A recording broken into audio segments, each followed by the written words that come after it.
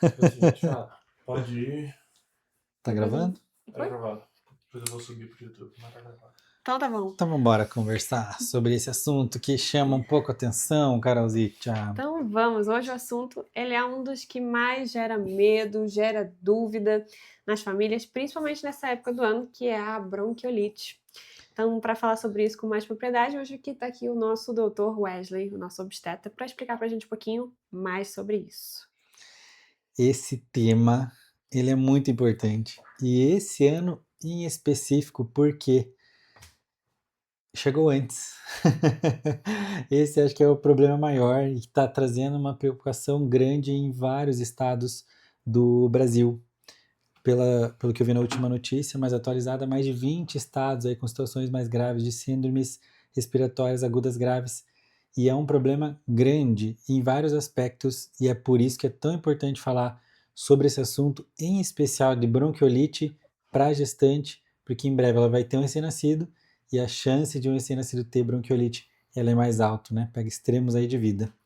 Então bora falar sobre isso. Exatamente. Então vamos direto ao ponto, né? Para as mamães aqui entenderem o que exatamente é a bronquiolite. Ela é uma gripe que piorou? O que ela vai causar fisicamente, principalmente no corpinho desse bebê, desse recém-nascido? Vamos lá. A bronquiolite é uma inflamação dos bronquíolos, que são os menores canais de ar no pulmão. Então o ar entra pelo nosso nariz, vai descendo, passa a traqueia, entra dentro do pulmão e o finalzinho lá, bem na pontinha, é o bronquíolo. E o causador aí, na maioria das vezes, de uma bronquiolite é o vírus sincicial respiratório, que a gente usa a sigla VSR. No adulto, ele causa, na maioria das vezes, um resfriado. Então é algo mais simples para um adulto saudável. Mas no bebê, como as vias aéreas são minúsculas, especialmente no recém-nascido, qualquer inflamação entope esse canal. E o bebê faz um esforço enorme para conseguir respirar. Fica ofegante, o peito chega a afundar. E isso causa uma queda na oxigenação que pode ser muito, extremamente perigosa. E eu vou falar uma coisa para vocês. Se você está num pronto atendimento e você vê chegando um bebê com quadro de bronquiolite, é desesperador. Ele é muito, muito difícil. Então, o ideal é que a gente cuide realmente em relação a isso, porque existe uma tendência de piora nos quadros nas próximas 2 semanas. Olha só, é para atingir o ápice aí, não só da bronquiolite, mas também de infecções relacionadas à gripe, como a influenza, e especialmente pela mutação agora da influenza K, que está fazendo uma transmissibilidade muito alta. Então, para nós seria basicamente como se fosse um nariz escorrendo, mas aí para o bebê pode ser uma luta, então, sobre ele conseguir respirar conseguir respirar corretamente ou não, né? Seria isso. Exatamente. O bebê para de mamar porque cansa, fica irritado e, em muitos casos, precisa de suporte de oxigênio no hospital. E muitas vezes o suporte tem que ser feito em regime de UTI. Então o bebê vai parar na UTI por conta de uma infecção viral, uma bronquiolite. Bom, deve ser angustiante só de pensar, principalmente as mamães que estão com um bebezinho com bronquiolite, mas a boa notícia é que agora a gente tem como prevenir isso, principalmente ainda durante a gestação. Então explica pra gente, Wesley, como que é essa vacina, em que semana que essa gestante ela deve tomar e como a proteção ela vai chegar pro bebê.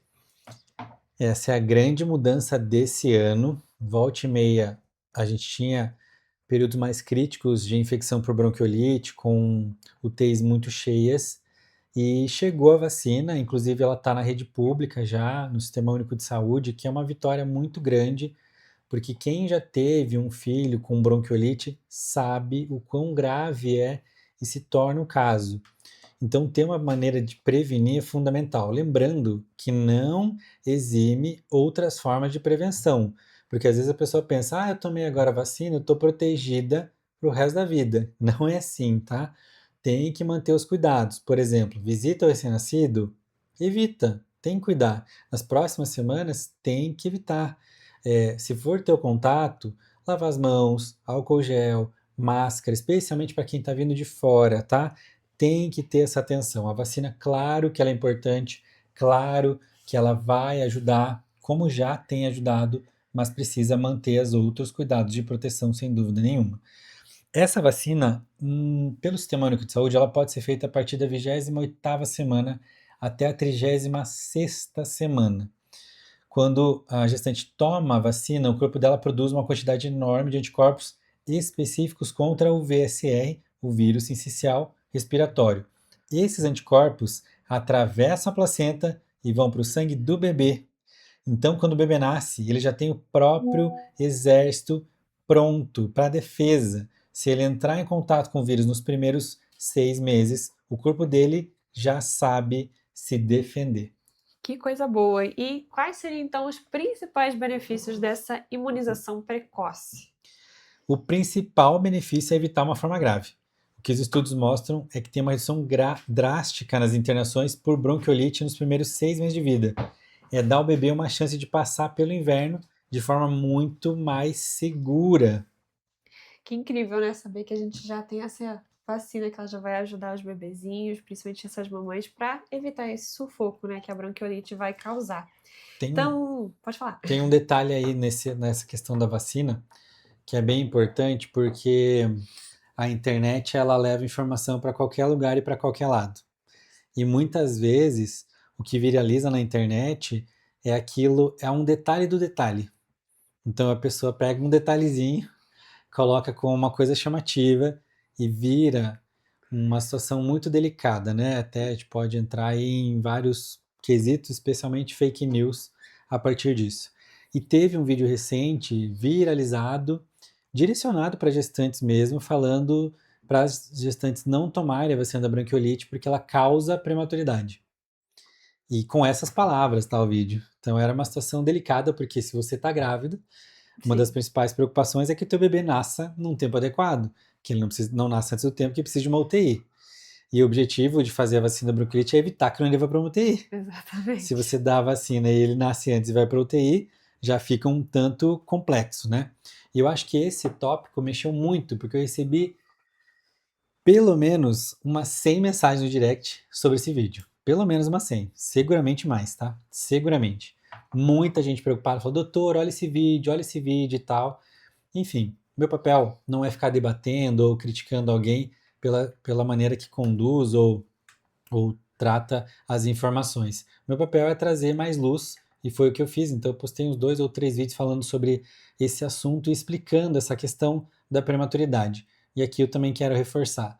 O que acontece? Quando temos um estudo, e é o que foi feito no caso da vacina da bronquiolite, ele vai trazer vários dados. E um dos dados que trouxe no estudo que liberou a vacina para ser aplicada, já fora, nem foi estudo, nem foi para o Brasil, mas ele mostrou um aumento de prematuridade para gestantes que tomaram a vacina. Tá? Estatisticamente não era significativo, mas se você lê um paper, um artigo, e você encontra algo nesse sentido, obviamente que se você não souber tratar dos dados, você vai trazer informações errôneas para o público em geral. E foi o que aconteceu. Lê apenas essa frase, você pensa assim, não vou fazer porque... Sim, por motivos óbvios, né?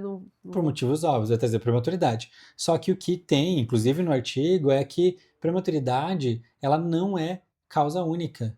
Eu não tenho como falar assim, por que nasceu cedo? Por essa única causa. Não é assim. Geralmente é um somatório, né? Pode ser alteração do colo, do útero, que muitas vezes a paciente nem mediu o colo do útero durante a gestação. Infelizmente no Brasil isso é muito frequente. É um exame simples de fazer, faz durante o ultrassom e aí não mediu o colo. Pode ter um risco de prematuridade e nem está sabendo. Outra coisa são infecções recorrentes, o que também é muito frequente. O atendimento ainda é muito relapso nesse sentido, então as infecções acabam passando, tem uma infecção de urina, daqui a pouco tem mais uma, tem infecção genital, vaginal, várias infecções que geram inflamação e já aumentam esse risco de prematuridade. Além disso, outros fatores, um deles muito presente, a Carol pode até falar melhor, diabetes gestacional. Com certeza. Faz muita diferença para a prematuridade. Faz muita diferença. As pessoas, infelizmente, não entendem o diabetes gestacional, muitas vezes acabam não tô sentindo nada, não tá fazendo nada diferente, Não levam então a sério, né, o diagnóstico, né? não leva a Acham que é sério o só diagnóstico. sei lá, como se fosse uma gripe, vai Justo. passar, é diabetes estacional, né? E falo isso não só para a pessoa, né, ou o paciente, quando recebe o diagnóstico, mas também a equipe, Sim, o profissional. é, Ah, não, só cuida aqui um pouquinho já vai melhorar. Ou não, refaz esse exame que vai tá tudo bem. melhorar. Uhum, E não é assim. Você está tentando mascarar um resultado, né? Então, a gente percebe que isso traz consequências e vai aumentar o risco de prematuridade. E um outro, que no Brasil é campeão de situações graves, que é a pré-eclâmpsia. sim. Isso Se olhar países fora, né, Carol, você que atende pacientes de outros países, Estados Unidos, Alemanha, enfim, você vê que lá a chance da pessoa ter pré-eclâmpsia é mais baixa. Ela sim, tem riscos, outros riscos que superam, como por exemplo hemorragia pós-parto. No Brasil, não.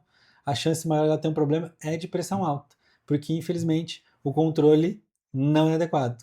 A pressão não é ferida de maneira regular, a pressão subiu um pouquinho, é o estresse, é o nervosismo, não entra com medicamento, tem um risco grande de fazer pré-eclâmpsia, não entra com AS, não entra com magnésio, que daí a Carol domina mais, né? Às vezes o nível de cálcio também é muito baixo, apesar de sim. não reduzir o risco de pré-eclâmpsia, mas ele melhora os sintomas da pré-eclâmpsia. Então tem uma série de coisas que ficam de lado e aí a pessoa coloca, ah, não, fez a prematuridade por conta da vacina. E Sim, esquece todos os outros fatores que estavam envolvidos naquele momento. com certeza. Quando a gente pensa em gestação, não dá pra gente só olhar para um ponto, né? A gestação ela é muito multifatorial para várias coisas, então, seja para saúde, bem-estar, cansaço, a gente tem que olhar para um monte de pontos, né? Então, não seria diferente agora com relação a esse estudo, principalmente pensando para bronquiolite. E eu tenho questões práticas sobre isso, tá? Hoje, inclusive, vários casos. Eu tenho uma paciente que eu atendi online no final da manhã, que a primeira vez que eu atendi ela, ela já estava com 25 semanas, risco altíssimo para pré-eclâmpsia, altíssimo, Nossa senhora. altíssimo. Mãe já teve ela prematura por pré-eclâmpsia, a irmã teve um óbito fetal por pré-eclâmpsia, e ela não estava usando OS, não estava Meu usando Deus. magnésio, não estava usando cálcio, nada, nada, nem o fator de prevenção. Meu Deus do céu. Aham. E aí eu falei assim, mulher, olha, eu fiquei bem preocupado com o seu caso agora, a gente tem que fazer uma série de coisas, fizer um monte de coisa e tal, ela voltou hoje, beleza. O Doppler tá evoluindo bem, conseguimos entrar com S, apesar de já não ter o mesmo efeito de fazer lá antes das 16 semanas, mas entramos no consenso de usar, entrou com magnésio, entrou com cálcio, já tá num outro cenário, outro patamar, né, e muito mais assistida. Eu falei, ó, você não pode fazer um exame de ultrassom agora e outro daqui 2 meses, tem que Sim, ser já, né? Tem que ser agora. Daí ela já fez 2 exames nesse intervalo, 2 ultrassons. Então, para ela tem um risco grande de prematuridade, pelo sim. fator histórico dela. E aí o que acontece? Pegando o caso dela, eu falei assim: olha, a vacina da bronquiolite a gente tem que fazer, tá? Ela já passou das 30 semanas agora, daí eu falei assim: você tem um risco de prematuridade, então você já sabe e você vai escutar da vacina que tem essa questão de prematuridade. Só que você tem um outro fator que é muito mais relevante para a prematuridade, que é a pré-eclâmpsia. Então, quando que a gente vai fazer a vacina? Eu falei, ó, 34 semanas a gente faz a tua vacina, porque a gente está bem até aqui. Então, fazemos com 34, até 36 semanas você já produziu anticorpos, passa para a circulação, a partir dali pode nascer bem teu bebê, tá? Não é que a gente quer que nasça com 36, mas é Sim. que passe, mas a gente tem que programar. Outro caso, agora à tarde, gemelar, tá? Quantas semanas? 30 semanas. Gemelar, o que que tem? Risco de prematuridade. Prematuridade. O que que acontece? Nasce antes, rompe bolsa antes. Ela já é um pouco mais simples, porque ela e o marido são enfermeiros, então são da área da saúde, ele já entende mais, né? Falei assim, ó, a gente tem risco de prematuridade, mas a vacina ela é muito importante, especialmente se o bebê nascer prematuro, tá? Sim. E aí o que que a gente decidiu? O momento de fazer a vacina. Então, com eles, 32 semanas, a gente já vai fazer. Depois dela, uma outra paciente que teve um bebê, o primeiro com 37 semanas, porque não estava crescendo. E agora, com 31 semanas, o bebê parou de crescer. O crescimento percentil baixou muito. Então, o que acontece? Vamos programar a Fazer. vacina, porque em breve vai nascer. Talvez não vá até o final. Pode nascer prematuro, mas por quê? Não é pela vacina. É pelo todo o histórico clínico dela. Condição de base, né? E é muito individual. Você vê que são 3 casos completamente diferentes. Sim. Completamente E diferentes. todos eles têm recomendação de fazer uma semana diferente pelo cenário diferente de cada um, né? Justamente, justamente. Então esse é um ponto fundamental, porque na internet a gente olha e vê lá assim, ah, tal médico falou isso, então, meu Deus, agora vai ser um problema para todo mundo. Não é assim, não funciona dessa forma, né? A gente precisa analisar de maneira individual. Mas, voltando para a bronquiolite, eu penso aí que ponto fundamental para quem vai escutar essa conversa é se proteja. Sim. Evite aglomeração, vá para lugares abertos se você precisar ir, né? Vai para algum lugar, leva teu álcool gel na bolsa, cumprimentou alguém, passa álcool gel na mão, não vai passar a mão no rosto Sim. lá, né? Tá com alguém que tá com sintoma, já se afasta, avisa, ó, tô grávida, então, por favor, não fique aqui, eu vou para outro lugar, ou você vai para um outro ambiente e tal, né? Se desvencilha disso ali, não Com fique certeza. perto, porque as pessoas não estão ligando. Para um adulto vai ser uma gripe, para um bebê vai ser um internamento na UTI. Então é desesperador, né? É desesperador mesmo. E antes da gente encerrar, então, eu vou te fazer algumas perguntas que as mamães sempre mandam, né? Que são dúvidas comuns no dia a dia, pode ser? Bora? Então, a primeira pergunta é: doutor, se eu tiver resfriada agora, posso tomar vacina mesmo assim? Essa é uma excelente pergunta. Se for um resfriado leve, sem febre, pode sim. Se você tem febre, a gente tem que esperar passar o quadro agudo para vacinar por precaução, tá? A ideia da vacina é fazer uma mobilização de anticorpos, então se você já está com um quadro infeccioso, a tendência é que você já esteja combatendo alguma coisa. O mais ideal seria esperar e fazer quando o quadro melhorar, tá? E tem um ponto também, às vezes a vacina da influenza também é indicada de fazer na estação e já começou dia 28, né? Então, 28 de março. E começou atrasada, porque o vírus veio antes, Sim. então já está tendo muita circulação e aí o que acontece? O vírus da gripe, a influenza, leva 4 dias incubado no teu corpo para começar a aparecer os sintomas. Pode levar até 4 dias. Então o que acontece? Eu tenho contato com o Daniel que está aqui. Ele está resfriado. Mas eu acho, não peguei nada, né? Ele tá resfriado, mas eu não peguei nada. Só que daqui 4 dias começa a aparecer meus sintomas. E aí o que acontece? Às vezes nesse intervalo, eu tive contato com o Daniel hoje, né? Eu sabia que ele estava resfriado, beleza. E eu vou tomar minha vacina amanhã da gripe. Sim. Tomo a vacina amanhã, e daí o que acontece? 2 dias depois vem a gripe. Eu falo, tomei a vacina e me deu gripe. Acontece muito, as pessoas falam muito disso na internet. E não é, tá? Vírus que está ali da vacina da gripe em específico é o vírus atenuado, então ele não vai desenvolver gripe, né? O que acontece é que não quer dizer que você não vai pegar gripe. Sim, com certeza. Você vai ter uma proteção você vai ter uma mais leve, mais branda, uma situação mais leve. muito mais branda. Mas o ideal seria esperar passar um quadro infeccioso para daí fazer vacina. Perfeito. Segunda pergunta, então. Estou com sintomas gripais, o que eu posso fazer agora para não piorar? Boa, excelente. A primeira coisa é muita lavagem nasal com soro e hidratação, tá? A gente subestima muito a lavagem nasal, mas ela tem que ser feita, ela é bem importante. E a hidratação também, tem que se hidratar. Regularmente as pessoas já não se hidratam, né? Quando tá Verdade. resfriado, gripado, Ainda mais no inverno. parece que piora, né? Então, Sim. anda com a garrafa, leva pra lá e pra cá, tem que tomar água, é água mesmo, né? Não é refrigerante, é água. Sim. Tem que tomar água. E a lavagem nasal, eu sempre penso assim, né? Você tá com a cavidade ali nasal toda sensível, toda machucada, né? É um princípio simples e básico, né? Imagina que você machuca, rala tua mão. Sim. Caiu, ralou tua mão. O que a gente recomenda fazer? Lavar. Sim. Porque senão ele continua, incomoda, vai fazer mais infecção. Mesma coisa. Então faz a lavagem nasal, né? Tem que fazer. O soro ajuda a não deixar o vírus descer para a garganta e pulmão. E, claro, repouso também, né? Se possível, repousar. Maravilha. Terceira pergunta, então, o que provavelmente todo mundo quer saber. Quais são os sinais reais de que eu devo parar tudo e procurar alguma ajuda médica urgente? Nossa, essa pergunta é muito boa, tá? Nem tinha pensado nisso, cara, mas essa realmente é muito boa. Se você sentir um cansaço ao falar ou caminhar, se tiver febre alta que não baixa, ou se notar que o bebê está mexendo menos que o habitual, na gestante, qualquer sinal de falta de ar é motivo para avaliação imediata. Mas eu já. Vai avaliar. Vai. Mas eu vou lá e o pessoal não quer me avaliar. Vai. Não importa se eles não querem avaliar, né? É para estar lá, é para avaliar. Na maioria das vezes o pessoal vai receber super bem, tá? Faz a avaliação, escuta o coraçãozinho do bebê, vê a saturação pulmonar tua, tá adequado, ok? Beleza. Então vai para casa, você consegue descansar e fica bem. Monitora os sinais, vê a temperatura, vê se está conseguindo respirar, se no repouso não está tendo desconforto, beleza. Mas tem alguma coisa, é sinal de alerta, Não fica pensando, eu vou procurar aqui no TikTok, ver se tem um vídeo do doutor que ele fala sobre isso. Não Não, espera o vídeo, vai não. logo pra emergência, conversa com alguém. Justamente. Eu recebo muita mensagem. Doutora, eu tô com isso aqui, não, e agora o que eu faço? Tem que ir direto ao hospital, não tem jeito, né? As coisas que são mais simples, né, do dia a dia, a gente avalia até em consulta online, mas tem coisas que não tem jeito. É Sim, emergência, até para as minhas pacientes, né? sim, com Tem várias certeza. coisas que falar, não tem que fazer. É hospital. Mas não quero ir. Não tem jeito. É, É tem que ir. agora e vamos pro hospital. Mas é isso, gente. Eu acho então que a gente conseguiu deixar claro o que é a bronquiolite, que ela é uma questão mais séria, principalmente agora a prevenção está nas nossas mãos, a gente pode fazer a vacina. E é isso. Obrigada por compartilhar com a gente o conhecimento aqui no Clube Mavi com o pessoal Wesley.